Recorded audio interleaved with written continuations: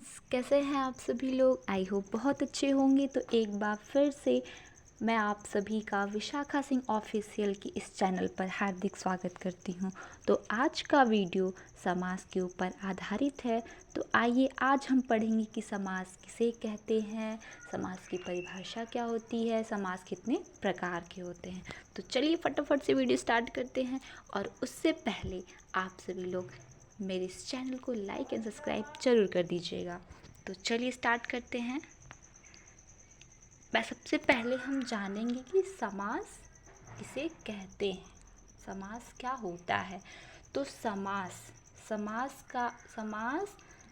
का अर्थ होता है संक्षिप्तकरण या संक्षेपीकरण। ये देखिए मैंने यहाँ पे रेड से कर दिया है, संक्षिप्तीकरण को समास कहते हैं। संक्षिप्तीकरण कह लीजिए, संक्षेपीकरण कह लीजिए, घटाना कह लीजिए, या संक्षिप्त करना या कम करना, इसको हम कहेंगे समास। अब ध्यान रखिएगा। चलिए, दो या दो से अधिक शब्दों का परस्पर संबंध बताने वाले शब्दों को समास कहते हैं। यहाँ गौर करिएगा कि दो या दो से अधिक शब्दों का परस्पर संबंध बताने वाले शब्दों को क्या कहते हैं, समास कहते हैं। लेकिन एक चीज़ और ध्यान रखिएगा, दो या दो से अधिक वर्ड जब मिलते हैं तो संधि बनती है, और जब दो या दो से अधिक जब शब्द मिलते हैं तो समास बनता है। अधिकतर वर्ड और समास दोनों में अलग अलग डिफरेंस होता है। जब दो या दो से अधिक वर्ड मिलता है तो संधि बनती है, और जब दो या दो से अधिक जब शब्द बनता है तो समास होता है। ठीक है, समझ में आया। ये देखिए एक बार फिर से मैं आपको समझा दे रही हूँ। यहाँ पे है ना कि जब दो या दो से अधिक शब्दों का परस्पर संबंध बताने वाले शब्दों को समास कहते हैं। और वर्ड, जब दो या दो से अधिक वर्ड मिलते हैं तो संधि बनती है, और जब दो या दो से अधिक जब शब्द मिलते हैं तो समास बनते हैं। Okay, clear. चलिए आगे बढ़ते हैं। अब है समास के 6 भेद होते हैं। समास के कितने भेद होते हैं, समास के 6 भेद होते हैं। और हाँ, एक चीज़ और ध्यान दीजिएगा कि समास का विलोम शब्द व्यास होता है। समास का विलोम शब्द व्यास होता है, इसको ध्यान रखिएगा। ये समास का विलोम शब्द होता है, विलोम। ठीक है, समास का विलोम शब्द क्या होता है, व्यास। इसको ध्यान रखिएगा, समास का विलोम शब्द व्यास होता है। चलिए अब जानेंगे समास कितने प्रकार के होते हैं। समास के 6 भेद होते हैं। ठीक है, अब जानेंगे समास के भेद कौन कौन से हैं। समास के भेद हैं, पहला है द्वंद्व समास, दूसरा द्विगु समास, तीसरा तत्पुरुष समास, चौथा कर्मधारय समास, पांचवा अव्ययी भाव समास, और छठा बहुब्रीहि समास। ये समास के भेद होते हैं। Okay, clear. अब हम आगे बढ़ें।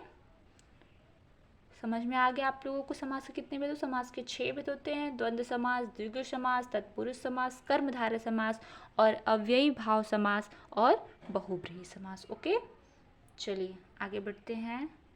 अब हम जानेंगे द्वंद्व समास किसे कहते हैं। ठीक है, द्वंद्व समास किसे कहते हैं, बहुत ही ईजी है, बिल्कुल घबराने वाली बात नहीं है। मैं ट्रिक के साथ आपको बताऊंगी कि द्वंद्व समास किसे कहते हैं।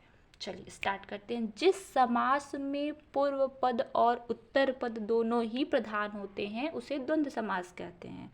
ठीक है, जिस समास में पूर्व पद और उत्तर पद जब दोनों की प्रधानता होती है तो वहाँ पे द्वंद्व समास होता है। देखिए अब ट्रिक समझिए, द्वंद्व समास में अधिकतम योजक चिन्ह का लोप होता है, और द्वंद्व समास में और विभक्ति का भी लोप होता है।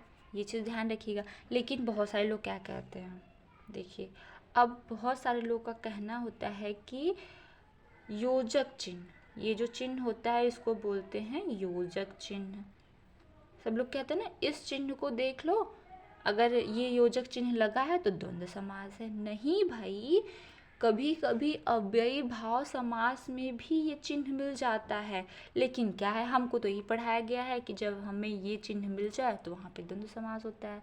नहीं, अब देखिए जैसे फॉर एग्जांपल आप बताइए रात और रात में कौन सा समास है? चलिए बताइए। नहीं, अब ये है ही नहीं, ये दोनों समास है ही नहीं। लेकिन क्या है, जब कभी एग्जाम में पूछ देगा रात और रात में कौन सा समास है, ऑप्शन दे दिया द्वंद्व, अव्ययी, जैसे आपको दे दिया सारा एग्जाम्पल, तो अब आप देखेंगे फट से द्वंद्व समास पे टिक कर देंगे। तो ये क्या है, ये गलत हो जाएगा। ठीक है, आप कहेंगे द्वंद्व समास तो है, लेकिन ये पूरी तरह से गलत है। दोनों पद की जब प्रधानता होती है तो वहाँ द्वंद्व समास होता है। ये चीज़ ध्यान रखिएगा कि जब दोनों पद की प्रधानता हो, दोनों पद का मतलब पूर्व पद और उत्तर पद, जब दोनों पद की प्रधानता होती है तो वहाँ द्वंद्व समास होता है। और इसका प्रयोग अधिकतम कहाँ होता है? अधिकतम लोग कैसे पहचानते हैं द्वंद्व समास को? इस चिन्ह से। ये जो चिन्ह है इसको बोलते हैं योजक चिन्ह। तो द्वंद्व समास का जहाँ पे ये लगा है वो योजक चिन्ह है और लोग इसको देखते हैं फट फट से टिक कर देते हैं। लेकिन एक चीज़ हमेशा याद रखिएगा कि द्वंद्व समास कब होगा? द्वंद्व समास कब होता है? द्वंद्व समास कब होगा? द्वंद्व समास तभी होगा जब उसके आसपास में शब्द विलोम होगा। द्वंद्व समास तभी होता है जब पहले शब्द का दूसरा शब्द होता है वो विलोम हो। ठीक है, जैसे फॉर एग्जाम्पल माता और पिता, तो यहाँ पे माता है तो पिता क्या है? पिता विलोम है इसका, माता का उल्टा क्या होता है? पिता होता है। तो यहाँ पे विलोम शब्द हो गया। जैसे भाई का बहन, ठीक है, भाई का क्या होगा? भाई का बहन होगा, तो इसका क्या उल्टा है? ये भाई का विलोम उल्टा क्या होता है? बहन होता है। ठीक है, तो जहाँ पे ऐसे शब्द आए और विलोम का मतलब होता है उल्टा, भले ही लिंग बदल जाए लेकिन समानता नहीं होनी चाहिए।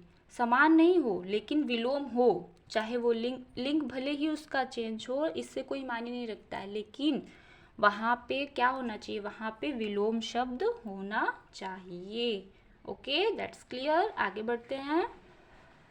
ठीक है, अब फॉर एग्जाम्पल हम समझ लें, जैसे कि माता पिता, माता का उल्टा विलोम पिता, तो यहाँ पे है ना माता और पिता।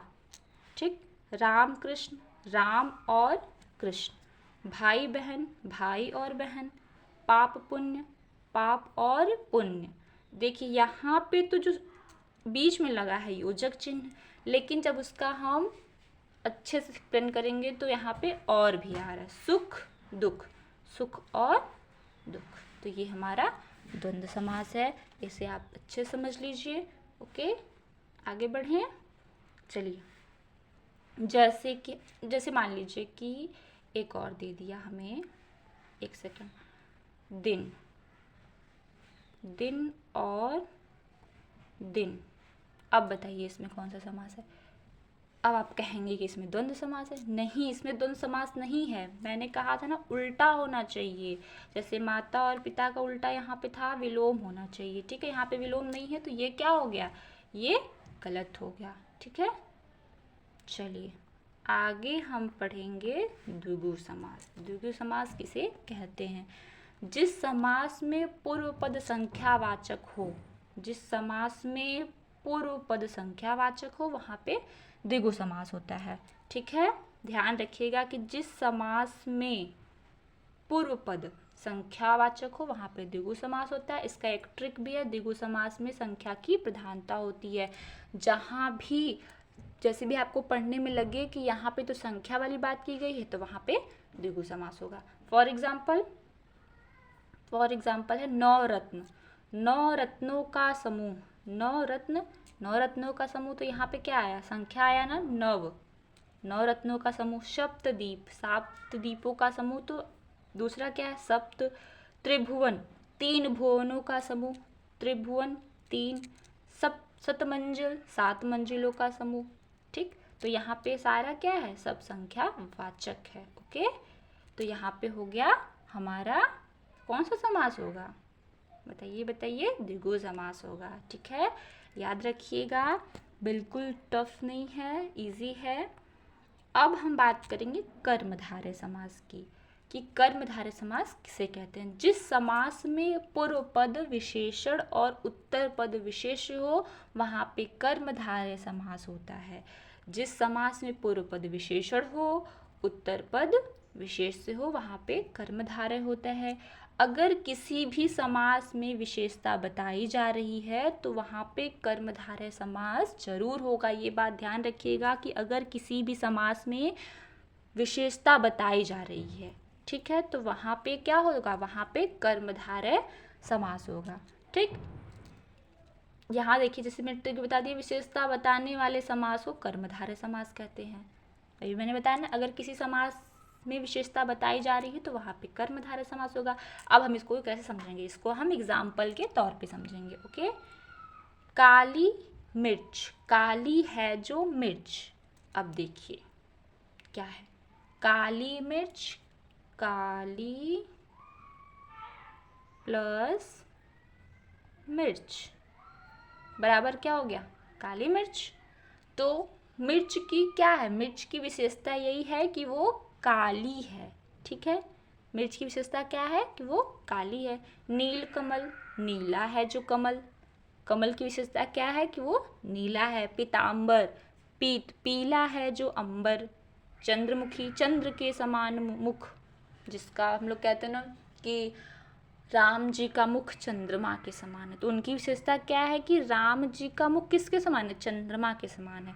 फॉर एग्जाम्पल से कृष्ण ईमानदार है तो उसकी क्या विशेषता है कि वह ईमानदार है। कौन ईमानदार है, कृष्ण ईमानदार है। ठीक है, आई होप समझ में आया होगा। कर्मधारय समास समझ में आ गया, एक बार देख लीजिए इसको अच्छे से, नोट भी कर लीजिए। चलिए अब आगे बढ़ते हैं। चौथा है हमारा अव्ययी भाव समास। अव्ययी भाव समास किसे कहते हैं, ये बहुत ही इजी है, बहुत इजी है। ठीक है, चलिए स्टार्ट करते हैं। जिस समास में पूर्व पद अव्यय हो अव्ययी भाव समास कहलाता है। ठीक है, ऐसा पूछेगा ना कि ऐसा कौन सा समास होता है जिसका पहला पद प्रधान होता है। कभी कभी क्वेश्चन पूछता है कि ऐसा कौन सा समास है जिसका पहला पद प्रधान होता है, तो वहाँ पर आप तुरंत से गौर करिएगा कि वहाँ पर अव्ययी भाव समास होगा। ठीक है, जिस समास में पूर्व पद अव्यय हो वहाँ पर अव्ययी भाव समास होता है। अब क्या है, जैसे ट्रिक है, प्रत्येक उपसर्ग वाला शब्द अव्ययी भाव कहलाता है। अब आप कहेंगे उपसर्ग क्या होता है, तो शब्द के आगे जो लगता है वह उपसर्ग कहलाता है। शब्द के आगे क्या लगता है, शब्द के आगे जो उपसर्ग लगता है वह उपसर्ग कहलाता है। जो शब्द के आगे लगता है, जैसे फॉर एग्जाम्पल यथास्थान, स्थान के अनुसार, आजीवन, प्रतिदिन, प्रत्येक दिन। ठीक, प्रत्येक दिन, यथासंभव, समय के अनुसार। तो इसमें सब क्या है, इसका सब सारा पहला पद जो है वो प्रधान है। यथा है, आ है, प्रति है, यथा है। ठीक है, ये हमारा अव्ययी भाव समास हो गया। चलिए आगे बढ़ते हैं। एक चीज समझिए, दुनिया का कोई ऐसा शब्द नहीं है,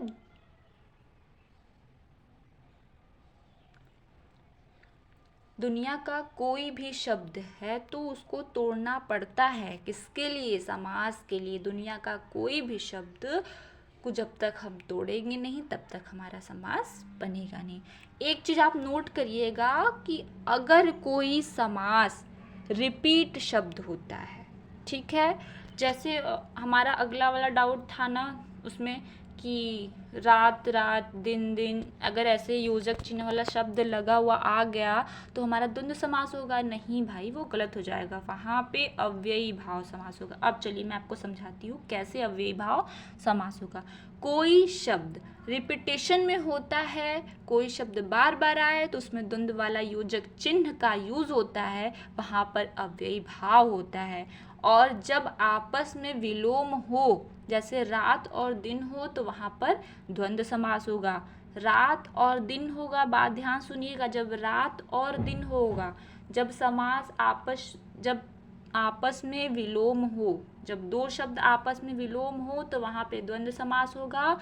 लेकिन जब दोनों शब्द समान हो और बीच में योजक चिन्ह लगा हो तो वो अव्ययी भाव समास होता है। ठीक, दैट्स क्लियर। आगे बढ़ते हैं। बहुब्रीहि समास। बहुब्रीहि समास किसे कहते हैं? जिस समास में दोनों पदों के मध्य से एक विशेष तीसरे अर्थ का बोध होता है। जिस समास में दोनों पद के माध्यम से किसी तीसरे का बोध हो तो वहां पे बहुब्रीहि समास होता है। नोट करिए, ऐसा समास जिसका कोई भी पद प्रधान नहीं होता है।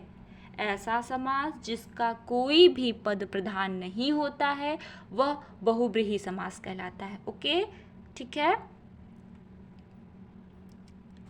चलिए इसका फॉर एग्जाम्पल देख लेते हैं। दशानन, 10 मुख है जिनके अर्थात रावण। ओके, 10 मुख है जिसके अर्थात रावण। नीलकंठ, नीला कंठ है जिनका अर्थात शिव जी, नीलकंठ। लंबोदर, लंबा उदर है जिनका अर्थात गणेश जी। गिरधर, गिरि को धारण करने वाला अर्थ अर्थात श्री कृष्ण। अब देखिए यहाँ पे किसी तीसरे की बात तो नहीं की गई है। दशानन, 10 मुख है किसका? रावण का है। नीलकंठ, नीलाकंठ है किसका? शिव जी का। तो ये हमने तीसरा अर्थ निकाला है ना, तीसरा अर्थ हमें निकालना पड़ेगा। किसी भी शब्द का उसको अगर दिया गया है तो अगर है तो वहाँ पे हमें उसका तीसरा अर्थ निकालना पड़ेगा। रावण, शिव जी, गणेश, ठीक, श्री कृष्ण। तो ध्यान रखिए, ऐसा समास जिसका कोई भी पद प्रधान नहीं होता है वो बहुब्रीहि समास कहलाता है। ठीक, जिसका कोई भी पद प्रधान नहीं हो। जैसे फॉर एग्जाम्पल मैंने आपको एग्जाम्पल में समझाई दिया है, दशानन, नीलकंठ, लंबोदर, गिरधर। ओके, समझ में आया बहुब्रीहि समास? अगर आपको समझ में आ जाता है तो ठीक है, अगर नहीं आता है तो आप मुझे एक बार कमेंट्स में मुझसे पूछ सकते हैं। ठीक है, आपको जो भी डाउट्स हो आप कमेंट में मुझे बता दीजिएगा, मैं उसे एक बार फिर से समझाने का प्रयास करूँगी। ठीक है,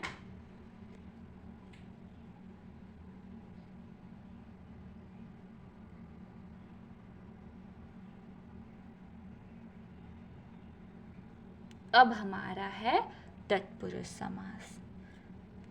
जिस समास में पूर्व पद गौड़ तथा उत्तर पद प्रधान हो वहाँ पे तत्पुरुष समास कहलाता है।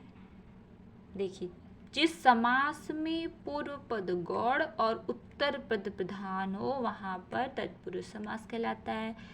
तो ध्यान दीजिएगा, पहला पद प्रधान हो तो अव्ययी भाव और दूसरा पद प्रधान हो तो तत्पुरुष समास। एक चीज आप नोट करिएगा कि जब पहला पद पूछे कि पहला पद किसका प्रधान होता है तो पहला पद अव्ययी भाव का प्रधान होता है और दूसरा पद किसका प्रधान होता है? तत्पुरुष समास का। ठीक है, पहला पद प्रधान हो तो अव्ययी भाव और दूसरा पद प्रधान हो तो तत्पुरुष समास। ठीक है, तत्पुरुष समास के कितने भेद होते हैं? तत्पुरुष समास के 6 भेद होते हैं। कौन कौन से? कर्म तत्पुरुष, करण तत्पुरुष, संप्रदान तत्पुरुष, अपादान तत्पुरुष, संबंध तत्पुरुष और अधिकरण तत्पुरुष। ठीक है, तत्पुरुष के 6 भेद होते हैं, कर्म, करण, संप्रदान, अपादान, संबंध और अधिकरण। ठीक है, चलिए आगे बढ़ते हैं। अब जानेंगे कर्म तत्पुरुष किसे कहते हैं। ठीक है, ट्रिक देखिए, ट्रिक भी देखिएगा साथ में। को का लोप होता है। ठीक, मतदाता, मतदाता कर्म को देने, मतदाता मत को देने वाला। जैसे हम लोग पढ़ते हैं ना, कर्ता ने कर्म को करण से, संप्रदान के लिए, अपादान से। तो इसको हम जब याद करेंगे तो ये हमें आसानी समझ में आ जाएगा। कर्म तत्पुरुष क्या होता है, करण तत्पुरुष क्या होता है, संप्रदान क्या होता है, अपादान क्या होता है, संबंध क्या होता है, अधिकरण क्या होता है, ये हमें बहुत अच्छे समझ में आ जाएगा जब हम ये चीज़ याद करेंगे, कर्ता ने कर्म को करण से। ठीक है, तो यहाँ पे क्या है? मतदाता, मत को देने वाला, गिरह कट, गिरह को काटने वाला। तो यहाँ पे जहाँ पे को की बात, को छिपा होता है इसमें। ठीक है, तो हमें उसे ढूंढना होता है। को का लोप होता है तो हम जब मतदाता, जब ऐसा कभी शब्द है मतदाता, मत को देने वाला, तो आप फटाक समझ जाइएगा कि यहाँ पे कर्म तत्पुरुष है। ठीक है, अब दूसरा है करण तत्पुरुष, जहाँ करण कारक चिन्ह का लोप हो। अब देखिए करण कारक, अब मैं समझा रही हूँ। जहाँ करण कारक चिन्ह का उपयोग हो और से विभक्ति का प्रयोग हो, ठीक है, से विभक्ति का जहाँ पे उपयोग होता है वो हमारा करण तत्पुरुष कहलाता है। जैसे जन्मदाता, जन्मदाता, जन्म से उत्पन्न, ठीक, जन्म से उत्पन्न। मुँह मांगा, मुँह से मांगा, क्या मांगा, मुँह से मांगा। गुणहीन, गुणों से हीन, ठीक। अब हम बढ़ेंगे संप्रदान की तरफ, ठीक है। संप्रदान तत्पुरुष किसे कहते हैं? संप्रदान का चिन्ह होता है के लिए, ये समझिएगा, संप्रदान का चिन्ह होता है के लिए, ओके। संप्रदान का चिन्ह क्या होता है? के लिए। अब देखिए इसमें के लिए का लोप होता है भाई, हमें ढूंढना पड़ेगा ये चीज। हथकड़ी, हाथ के लिए कड़ी। सत्याग्रह, सत्य के लिए आग्रह। युद्ध भूमि, युद्ध के लिए भूमि। जहाँ पे के लिए शब्द आए वहाँ पर हमारा संप्रदान कारक होता है। अब हमारा नेक्स्ट है अपादान कारक। अपादान क्या होता है? अलग होना। किसी भी चीज से जब अलग होता है, जैसे पेड़ से पत्ते अलग हो रहे हैं, ठीक। धनहीन, धन से हीन। भयभीत, भय से भीत। जन्मांध, जन्म से अंधा। तो जहाँ पे अलग होता है से, ठीक, वहाँ पे हमारा अपादान कारक होता है। समझ में आया? आगे बढ़े, चलिए। संबंध तत्पुरुष। अब हम जानेंगे कि संबंध तत्पुरुष किसे कहते हैं, ठीक। देखिए संबंध का जो होता है वो होता है कि इसको हम पहचानेंगे कैसे? इसका होता है ना का, की, के, का, की, के। जहाँ पर का, की, के का प्रयोग दिखे, समझ जाना कि वहाँ पे संबंध तत्पुरुष होता है। और एक चीज, हाँ, जब भी को आए तो समझ जाइएगा कि वो कर्म है, ठीक। जब भी को आए तो समझ जाइएगा क्या है, वहाँ पे कर्म है। जैसे यहाँ फॉर एग्जाम्पल है प्रेम सागर, प्रेम का सागर। दिनचर्या, दिन की चर्या। भारत रत्न, भारत का रत्न। अब सब में देखिए, सब में आ रहा है ना का, की, का, के। जब भी आया तो वहाँ पे संबंध होता है। अब हमारा लास्ट है अधिकरण कारक। क्या है? अधिकरण तत्पुरुष। अधिकरण का संबंध, अधिकरण का चिन्ह होता है में, पै, पर। में, पै, पर। जहाँ पे मैं, पे, पर आए वो समझ जाएगा कि वहाँ पे अधिकरण कारक है, ठीक है।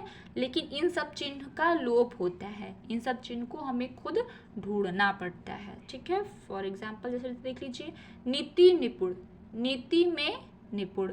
आत्मविश्वास, आत्मा पर विश्वास। घुड़सवार, घोड़े पर सवार। देखिए आप देख लीजिए, यहाँ पे है नीति में, आत्मा पर, घोड़े पर। में मैंने बताया था ना, इसका चिन्ह होता है, अधिकरण का चिन्ह होता है में, पै, पर, ठीक। तो यहाँ पे हमारा अधिकरण कारक है, ठीक है। समझ में आया आप लोगों को? आई होप समझ में आ गया होगा। अगर समझ में आ गया है तो एक बार लाइक एंड सब्सक्राइब जरूर कर दीजिएगा।